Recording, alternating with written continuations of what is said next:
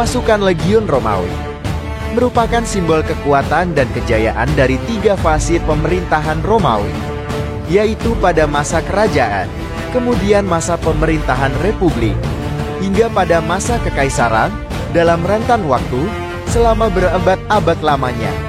Pasukan ini memiliki sejarah panjang sejak awal kemunculannya. Asal mula Legiun Romawi ini ada pada masa kerajaan Romawi abad ke-8 sebelum Masehi, di mana awalnya merupakan pasukan milisi yang terdiri dari warga negara Romawi. Pada masa itu, Legiun hanya dikerahkan pada masa perang, yang kemudian dibubarkan setelah kampanye peperangan berakhir. Para prajurit yang umumnya berprofesi sebagai petani, dipersenjatai dengan peralatan seadanya milik mereka sendiri dan bertarung dengan formasi sederhana.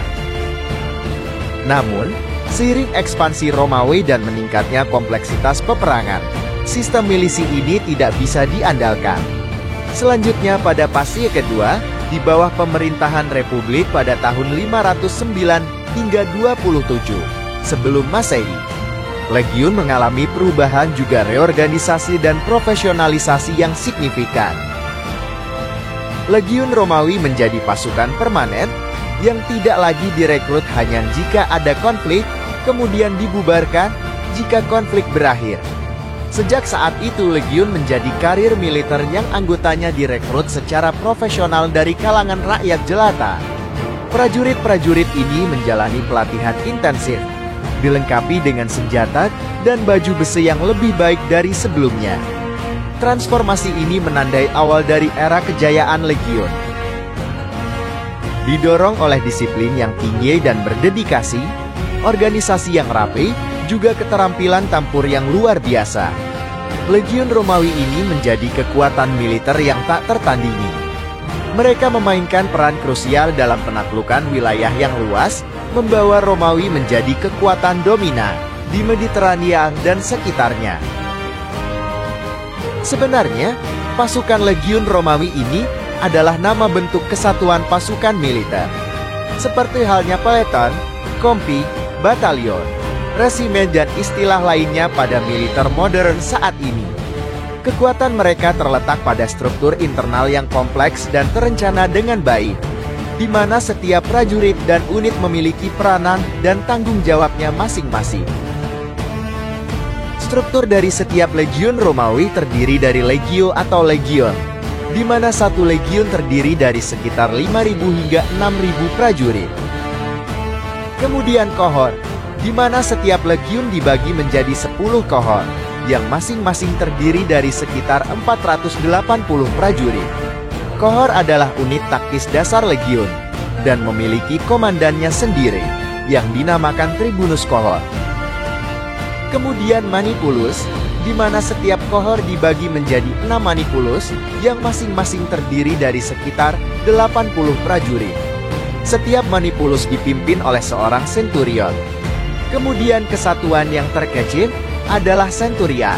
Setiap manipulus dibagi menjadi 2 centuria, yang masing-masing terdiri dari sekitar 40 prajurit.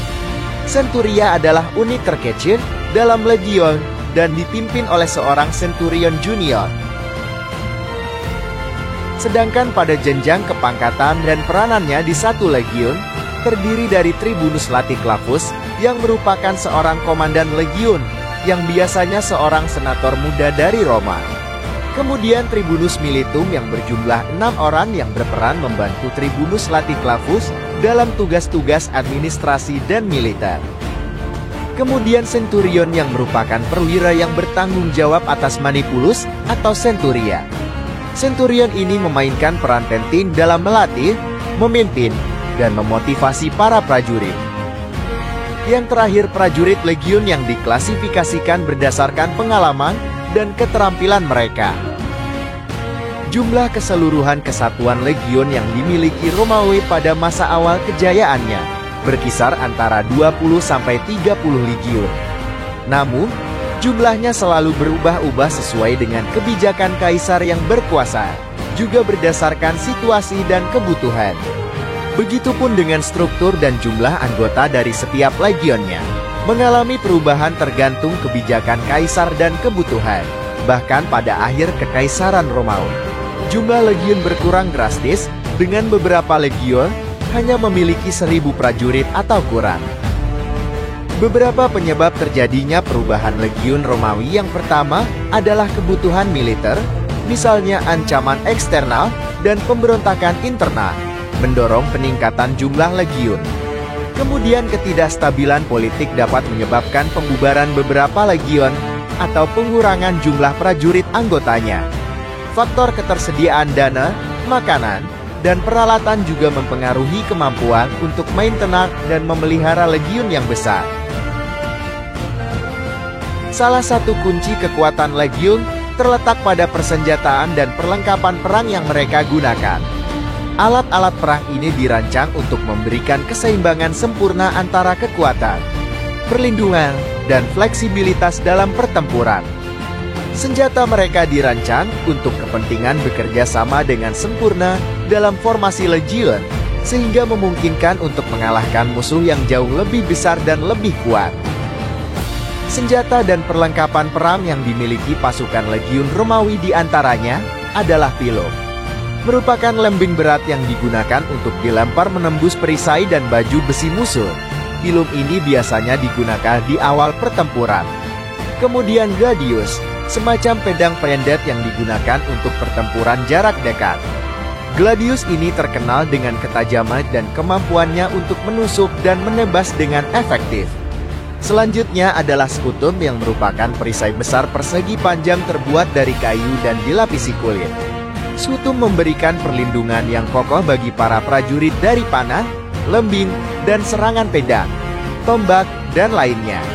Perlengkapan lainnya adalah lorica segmentata, baju besi yang terbuat dari pelat logam yang saling tumpang tindih, memberikan perlindungan yang lebih baik daripada baju besi sebelumnya.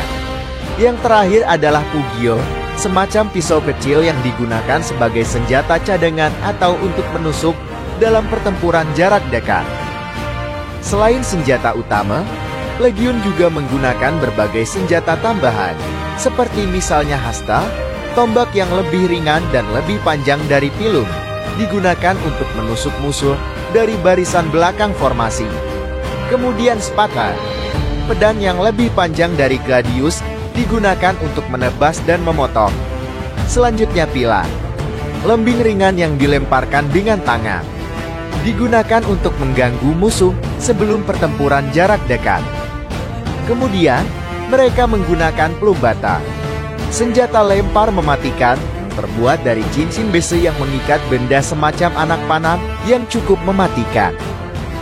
Tidak hanya itu, legiun Romawi juga menggunakan skorpiu dan balista, alutista mesin perang yang digunakan untuk melontarkan batu dan anak panah besar bol ke arah musuh. Legiun Romawi sangat memperhatikan pertahanan mereka. Selain skutum, mereka juga menggunakan berbagai jenis perisai lain, seperti misalnya parma, sejenis perisai kecil. Baju besi mereka juga berkembang seiring waktu, dari lorica hamata, atau baju besi rantai, hingga lorica squamata, baju besi sisir, dan lorica segmentata, baju besi plat logam yang sudah disebutkan sebelumnya. Legiun adalah mesin perang yang presisi, terlatih dengan disiplin tinggi, dan terstruktur serta terorganisir dengan baik, di mana setiap prajurit memainkan peran penting dalam formasi yang rumit. Formasi ini, yang terus berkembang dan beradaptasi selama berabad-abad, menjadi kunci utama di balik kesuksesan luar biasa mereka dalam menaklukkan wilayah yang luas, dan menjadi salah satu kekuatan militer paling dominan dalam sejarah. Fondasi utama pasukan legiun Romawi ini ada pada 3 prajurit infanteri utama yang terdiri dari hastati, yang merupakan prajurit muda dan lincah yang ditempatkan di garis depan, bagaikan tombak tajam yang menusuk jantung musuh. Mereka memulai pertempuran dengan lemparan lembing yang mematikan, melemahkan barisan musuh sebelum terlibat dalam pertempuran jarak dekat dengan pedang pendek gladius mereka. Kemudian Principes. Mereka adalah prajurit yang lebih berpengalaman dan tangguh. berdiri kokoh di belakang Hastati. Dilengkapi dengan perisai yang lebih besar dan pedang yang lebih berat, Prinsipas menjadi kekuatan utama dalam pertempuran, mematahkan perlawanan musuh dengan serangan brutal dan disiplin yang tinggi. Selanjutnya, Triarii, prajurit veteran yang paling elit dan disegani, bagaikan singa tua yang siap menerkam. Mereka ditempatkan sebagai cadangan terakhir. Triarii ini hanya dikerahkan pada momen genting, ketika semua harapan hampir pupus. Keberanian dan pengalaman mereka yang tak tertandingi seringkali membalikkan keadaan pertempuran, memberikan kemenangan bagi Romawi. Selain struktur dasar prajurit infanteri utama ini, legiun juga memiliki beberapa unit spesialis, seperti misalnya kavaleri yang digunakan untuk pengintaian, serangan cepat, dan mengejar musuh yang melarikan diri. Lalu ada pemanah yang memberikan tembakan jarak jauh untuk mendukung infanteri. Selain kavaleri dan pemanah, terdapat teknisi dan insinyur yang bertanggung jawab atas pembangunan kamp atau tenda, pembangunan benteng, dan operasional mesin perang. Legiun Romawi tidak hanya berbaris dalam formasi statis yang hanya itu-itu saja. Mereka memiliki formasi yang fleksibel dan dinamis, mampu beradaptasi dengan situasi pertempuran yang berubah-ubah. Beberapa formasi yang digunakan tentara legiun diantaranya adalah Cuneus, yang merupakan formasi segitiga, bagaikan baji tajam, digunakan untuk menembus celah di garis barisan musuh untuk menciptakan kekacauan. Kemudian yang terkenal adalah Testudo, formasi kura-kura yang kokoh, di mana para prajurit saling menutupi dengan perisai mereka, menciptakan benteng yang hampir tak tertembus untuk menahan serangan kavaleri dan panah. Kemudian Repelleri Equites, formasi legiun yang berbaris rapat menyerupai kotak menggunakan skutup atau perisai untuk melindungi diri dari berbagai sisi. Kemudian menggunakan pilum, tombak, atau lembing untuk menyerang kavaleri berkuda musuh. Kesuksesan dan keefektifan formasi legiun ini bukan hanya karena desainnya yang cerdas, tetapi juga karena faktor-faktor lain yang saling berkaitan. Para prajurit dilatih dengan keras untuk bekerja sama dalam formasi dengan presisi yang luar biasa. Mereka bergerak dan menyerang dengan sinkronisasi yang sempurna, bagaikan tubuh raksasa yang terkoordinasi dengan baik, memahami peran dan tanggung jawabnya dalam formasi. Mereka patuh pada perintah dan rela mengorbankan diri demi kemenangan kolektif. Selain para prajuritnya, di sana ada perwira legiun. Mereka dipilih berdasarkan kemampuan dan pengalaman, memainkan peran krusial dalam mengarahkan dan memotivasi pasukan pada setiap formasi tempur. Mereka menginspirasi keberanian dan pengabdian, mendorong para prajurit untuk berjuang dengan gigih demi kejayaan Romawi. Kemenangan pasukan legiun pada banyak pertempuran penting merupakan salah satu faktor kunci yang mendorong kejayaan Kekaisaran Romawi selama berabad-abad lamanya. Berkat mereka, Kekaisaran Romawi ini mampu menaklukkan kerajaan-kerajaan kuat yang menjadi rivalnya. Misalnya pada pertempuran Zama tahun 202 sebelum Masehi, pasukan legiun di bawah komando Scipio Africanus mengalahkan pasukan Kartago yang dipimpin Hannibal. Kemenangan ini mengakhiri Perang Punisia kedua antara Romawi dan rival terberatnya Kartago, sekaligus mengantarkan Romawi menjadi kekuatan dominan di Mediterania Barat. Kemudian pada pertempuran Alesia di tahun 52 sebelum Masehi, Jenderal Romawi Julius Caesar berhasil mengepung dan mengalahkan pasukan Galia, yang secara jumlah jauh lebih besar di bawah pimpinan Vercingetorix. Kemenangan ini menandai penaklukan Romawi atas Galia yang sekarang Prancis dan memperkuat reputasi Julius Caesar sebagai jenderal tempur Romawi yang tangguh. Legiun Romawi yang awalnya merupakan kekuatan militer paling tangguh dan ditakuti pada masa kejayaannya, akhirnya mengalami kemunduran yang signifikan pada abad-abad terakhir eksistensi Kekaisaran Romawi. Kemunduran ini disebabkan oleh berbagai faktor yang saling terkait satu sama lain. Beberapa faktor utama yang berkontribusi pada kemunduran legiun Romawi adalah krisis ekonomi dan politik.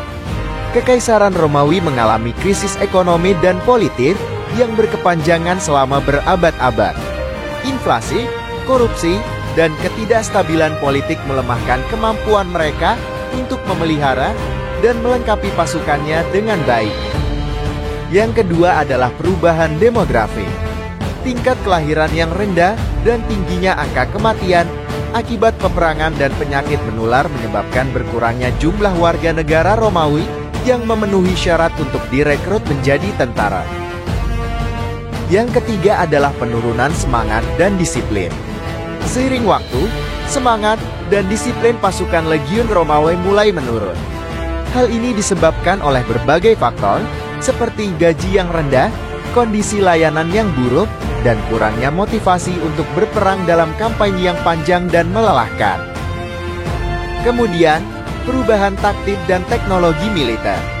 Musuh-musuh Romawi, seperti misalnya suku-suku Germanik dan Kekaisaran Sasanian, mengembangkan taktik dan teknologi militer baru yang lebih efektif melawan pasukan legiun Romawi tradisional. Penyebab yang kelima adalah ketergantungan pada pasukan auxiliar. Kekaisaran Romawi semakin bergantung pada pasukan auxiliar, yaitu pasukan yang direkrut dari bukan warga negara Romawi. Pasukan auxiliar umumnya dianggap kurang terlatih dan disiplin dibandingkan pasukan legiun Romawi. Kemudian perebutan kekuasaan dan perang saudara. Perang saudara dan perebutan kekuasaan dan tahta melemahkan kekuatan militer kekaisaran, mengalihkan sumber daya dari pertahanan kekaisaran untuk disalurkan pada biaya perang sipil. Yang ketujuh adalah korupsi dan ketidakmampuan memimpin. Banyak perwira legiun Romawi yang korup dan tidak kompeten, yang menyebabkan moral dan efektivitas pasukan menurun. Penyebab yang terakhir adalah ancaman dari luar. Kekaisaran Romawi menghadapi ancaman yang semakin besar dari berbagai suku barbar dan Kekaisaran Sasanian yang merupakan penerus Persia. Ancaman-ancaman ini menggerus sumber daya militer kekaisaran dan membuatnya sulit untuk mempertahankan semua perbatasannya. Kemunduran legiun Romawi merupakan salah satu faktor utama yang berkontribusi pada kejatuhan Kekaisaran Romawi. Ketidakmampuan untuk mempertahankan perbatasannya dan melindungi rakyatnya dari serangan eksternal, pada akhirnya menyebabkan kekaisaran runtuh. Meskipun begitu, sejarah mencatat bahwa pasukan legiun Romawi memainkan peran penting dalam penaklukan wilayah yang luas, membawa Romawi menjadi salah satu kekaisaran terbesar dalam sejarah. Peran mereka dalam menjaga perbatasan dari serangan musuh dan membantu menjaga stabilitas kekaisaran. Selain itu, mereka juga memiliki pengaruh politik yang signifikan, dan beberapa jenderal legiun bahkan naik ke tampuk kekuasaan sebagai kaisar.